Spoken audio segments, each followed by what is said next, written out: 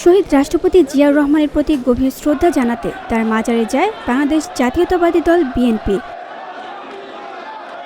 দলটির সিনিয়র যুগ্ম মহাসচিব রুহুল কবির রিজভী বলেন, খালেদা জিয়ার আপসহীন নেতৃত্বের জন্যই বিএনপিতে ভাঙন ধরানো যায়নি। বিএনপিকে ভাঙতে পতিত শেখ হাসিনার প্রতিটি চক্রান্ত ব্যর্থ হয়েছে।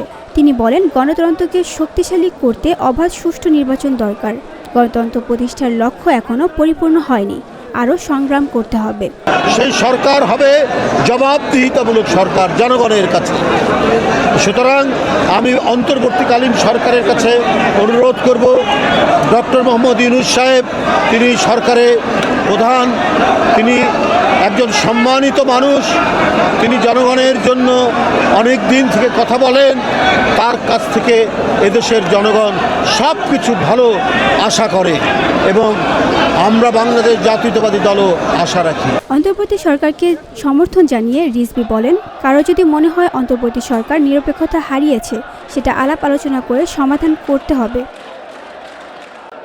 আর নির্বাচন নিয়ে সরকার যে প্রতিশ্রুতি দিয়েছে সেটি দ্রুত বাস্তবায়ন করবে বলেই আশা তার।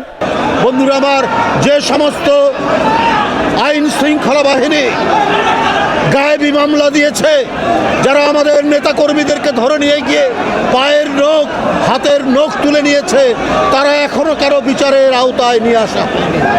তারা কোথায়? তারা কোন জায়গায় ঘাপটি বেড়ে আছে? তারা তো প্রশাসনের নানা জায়গায় আছে। অন্তর্বর্তীকালীন সরকার তাদেরকে খুঁজে বের করে দৃষ্টান্তমূলক শাস্তি দেবে। আপনার গণতন্ত্রের পথ চলা বন্ধ করার জন্য হাসিনা তিনি গড়ে তুলেছিলেন তার পুলিশ বাহিনী, তিনি গড়ে তুলেছিলেন তার র্যাব। তারাই মিথ্যা মামলা দিয়ে গ্রেপ্তার করেছেন, তারাই গুম করেছে, তারাই বিচার বিরোধী হত্যা করেছে। তারা মিয়া একজন ভিক্ষুক, আপনাদের বলি, তারা মিয়া একজন ভিক্ষুক, তার ডান হাত প্যারালাইজ। তার বিরুদ্ধে অভিযোগ আনা হলো যে তিনি নাকি রামদা দিয়ে পুলিশের উপর আঘাত করেছেন, পরে তার নামে মিথ্যা মামলা দিয়ে তাকে গ্রেপ্তার করা হয়েছে। বুধবার সকালে শহীদ রাষ্ট্রপতি জিয়াউর রহমানের মাজারে পুষ্পস্তবক অর্পণ শেষে তিনি একথা বলেন। শ্রদ্ধা নিবেদন শেষে মরহুম রাষ্ট্রপতির আত্মার মাগফিরাত কামনা করে বিশেষ মোনাজাত করা হয়। কর্মসূচিতে উপস্থিত ছিলেন কেন্দ্রীয় ও মহানগর বিএনপির নেতাকর্মীরা।